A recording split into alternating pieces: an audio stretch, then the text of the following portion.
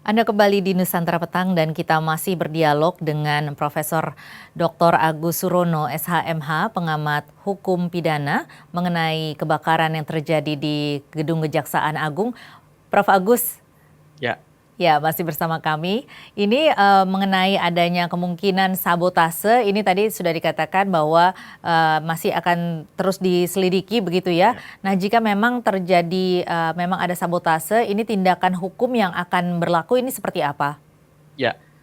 Tadi tentu saya sampaikan kalau memang ini ada indikasi sabotase, artinya bahwa itu kan dilakukan oleh mereka-mereka ya oleh pelaku secara sengaja begitu ya, secara sengaja. Nah, pelakunya siapa kan kita belum belum tahu ya, belum tahu. Artinya masih harus menunggu proses penyelidikan dan juga penyidikan lebih lanjut gitu. Tadi saya sudah katakan bahwa baik itu dilakukan secara sengaja maupun dilakukan apa namanya karena adanya unsur sabotase. Sabotase itu kan adalah unsur motif-motif tertentu. Jadi Mhm. kalau dalam konteks hukum pidana itu ada satu motif-motif mengapa seseorang atau mengapa pelaku itu melakukan satu tindak pidana gitu ya. Dalam konteks ini adalah sengaja membakar misalkan. Kalau ini adalah memang betul adanya suatu unsur kesengajaan. Artinya sabotase itu merupakan satu motif dari perbuatan yang dilakukan oleh si pelaku yang menyebabkan seorang pelaku itu mengapa kemudian yang bersangkutan melakukan satu apa namanya tindak pidana tadi begitu. Iya. Nah, ini adalah motif lah begitu ya. Iya, ini sebut saja kalau misalkan bahwa tindakan sabotase ini adalah seperti yang dugaan banyak orang untuk menghilangkan bukti perkara, tetapi pada saat ini bukti-bukti perkara ataupun berkas-berkas kan sudah ada backup-nya begitu ya Ya, dengan ya, ya. teknologi yang maju saat ini. Nah, tentunya hal ini jadinya tidak bisa dikatakan demikian. Nah, ini apakah mungkin ada pesan-pesan tertentu untuk sebagai apa ya, ancaman ataukah pesan yang ingin disampaikan oleh pelaku misalkan memang ini benar-benar merupakan tindakan sabotase? Ya, saya kira bisa saja itu kemungkinan-kemungkinan itu bisa saja terjadi. Namun sebaiknya kita menunggu proses apa namanya penyelidikan dan juga nanti proses penyidikan yang dilakukan oleh kepolisian gitu. Karena kita kan tidak boleh mendahului Iya. begitu ya, tidak boleh mendahului atau berandai-andai. Karena dalam konteks hukum pidana itu kan yang dicari nanti adalah kebenaran material. Iya. Nah, dalam kebenaran material itu tentu bukti yang memang benar-benar sesuai dengan fakta yang terjadi. Itu yang paling penting ya. Masyarakat sebenarnya yang menunggu bahwa kasus terjadinya kebakaran di Kejaksaan Agung itu disebabkan karena apa? Ya, ini Mhm. masyarakat menunggu. Apakah karena adanya suatu unsur kesengajaan ataukah adanya satu unsur faktor yang lainnya begitu ya, artinya kelalaian dan seterusnya. Ini ada dua hal yang berbeda.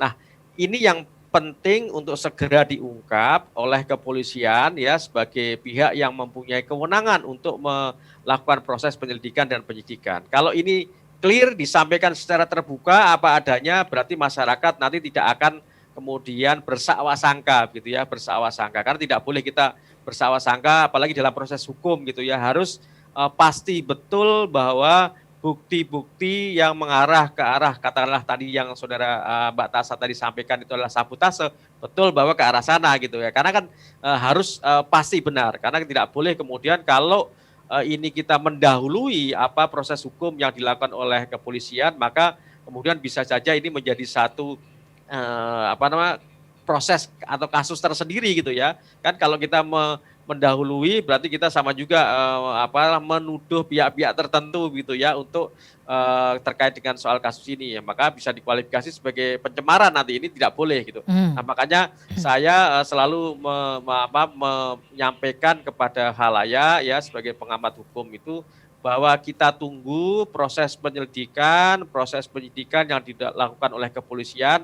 Yang paling penting adalah kepolisian harus mengungkap yang sebenar-benarnya. Tidak Iya. boleh ada yang ditutup-tutupi. Iya, Karena ini karena yang mhm. ya, Iya, karena ya, memang banyak sekali yang mengkait-kaitkan dengan saat ini kasus-kasus besar yang sedang ditangani oleh ya, Kejaksaan Agung, diantaranya adalah kasus Jiwasraya, kemudian Joko Chandra, di mana ya, kalau kita ingat dulu ketika kasus Joko Chandra ini sedang ditangani juga terjadi peristiwa besar juga di Kejagung, betul, begitu kan? betul, Nah, betul. ini apakah ini bisa mengganggu jalannya tindak pengusutan dari kasus ini? Saya kira saya yakin ini momentum lah bagi kepolisian juga untuk katakanlah berbenah diri gitu ya. Artinya bahwa kepolisian mempunyai satu kesempatan untuk yang kemarin dalam kasus Joko Chandra membuktikan bahwa kepolisian atau Bareskrim juga sudah menangkap yang bersangkutan untuk melaksanakan apa namanya putusan pengadilan. Nah, ini juga menjadi satu apa namanya pembuktian dari aparat penegak hukum dalam hal ini adalah kepolisian ya untuk melakukan proses penyelidikan dan penyidikan secara benar. Nah, tentu dari pihak Kejaksaan Agung ya harus menunggu bahwa yang mempunyai kewenangan dalam proses penyelidikan dan penyidikan ini adalah kepolisian. Biarlah kepolisian melakukan satu tugas sesuai dengan kewenangannya dengan tanpa ada pressure atau tanpa ada tekanan-tekanan, ya harus dilakukan secara profesional dan kemudian menunjukkan integritasnya, nanti hasilnya disampaikan secara terbuka kepada publik, kepada masyarakat. Nanti masyarakat pasti akan menilai bahwa apakah ini telah dilakukan dengan baik, dengan benar, ya tentu kita harus tunggu secara apa namanya utuh proses penyelidikan dan penyidikan sampai selesai, sampai tuntas begitu ya. Artinya jangan sampai kemudian ada kesan bahwa proses penyelidikan dan penyidikan ini ada intervensi dari pihak-pihak tertentu atau ada katakanlah dalam tanda kutip gitu ya, dalam tanda kutip untuk menghilangkan sesuatu barang bukti yang memang kasus yang besar yang sekarang sedang dihadapi adalah pertama terkait dengan kasusnya Joko Chandra. Yang kedua kasus Jiwasraya itu juga menjadi perhatian luar biasa terkait dengan apa namanya yang sedang ditangani oleh kejaksaan gitu ya, Kejaksaan Agung, dan ini tentu mestinya tidak boleh apa namanya ada kaitannya dengan hal itu. Ya, tidak ada kaitannya dengan itu. Ya, artinya kepolisian harus benar-benar profesional dan berintegritas ya sebagai bentuk pembuktian ya supaya masyarakat tidak kemudian underestimate lah terkait dengan proses penegakan hukum yang ada di Indonesia ini. Iya, karena memang banyaknya masyarakat yang menduga-duga, kemudian juga banyak kalangan yang berspekulasi sana-sini, apalagi terkait dengan kasus-kasus korupsi besar ini yang sedang ditangani. Ini apakah menurut Anda menunjukkan bahwa kepercayaan masyarakat terhadap penegakan hukum ataupun para penegak hukum saat ini sangat rendah?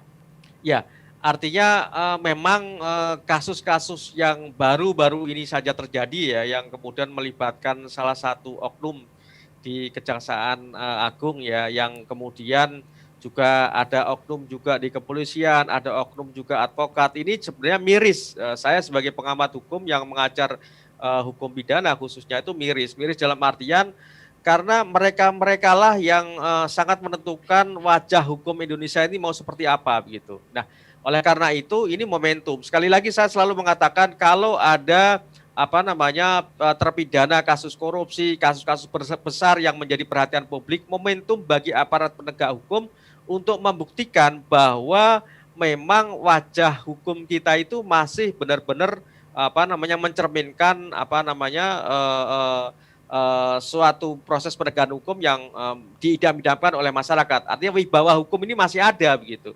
Nah, ini proses pembuktian lah saya kira bagi kepolisian. Selain kemarin juga kepolisian telah membuktikan bahwa tidak pandang bulu juga ada oknum-oknum dari kepolisian yang juga dilakukan proses hukum ya. Ini juga merupakan momentum untuk bebenah hukum lah gitu ya, bebenah lembaga-lembaga penegak hukum tanpa kecuali. Semuanya saya kira harus ke arah sana karena sekali lagi ketika kemudian proses hukum ini semuanya bisa dilakukan dengan baik oleh aparat penegak hukum, maka tentu ini akan berdampak positif bagi semua pihak, tidak hanya masyarakat, investor juga ketika kemudian mau masuk ke Indonesia juga dia akan melihat ini hukum Indonesia ini seperti apa sebenarnya. Nah, kalau ada satu jaminan kepastian hukum ya, penegakan hukum yang adil tanpa pandang bulu ya, maka kemudian ini mereka atau publik atau masyarakat akan percaya lagi gitu ya. Baik,